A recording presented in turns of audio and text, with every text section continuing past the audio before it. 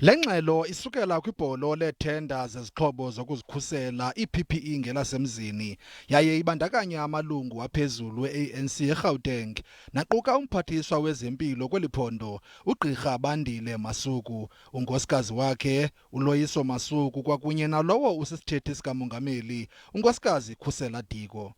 Usosiba jikelele we-ANC kweliphondo umnumzana Jacob Khawe uthi Lengxelo izakuphuma kwisithuba seeveki ezimbini nanjengoko isigqeba sephondo sisayihla amahlongwane.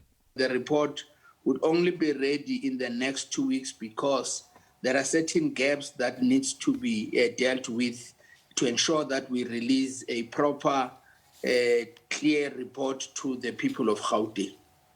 Umnumzana Khawe ukwaziphikile ingxelo zokuba unobangela wokuba ingade iphume Lengxelo kungenxa yokuba bayijongela phantsi ikomiti ejongene nokuziphatha kwamalungu e-ANC yaye uthi azinasihlahla izityholo zokuba kukho iyantlukwano yamaqelana angaphakathi kweli qela. I spent 2 days in the PC and as a secretary you spend more time listening than talking, and the expressions that were given there they could not give me a sense that we are locked up into factions.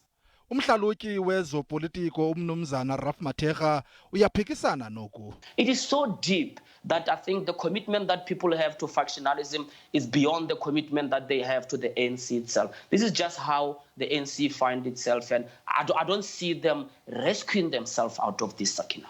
Ukanti esisithathu sibandakanyeka kwezi zityholo siza kuqhubeka sisekhefini de kuqosheliswe zonke iinkqubo zophando.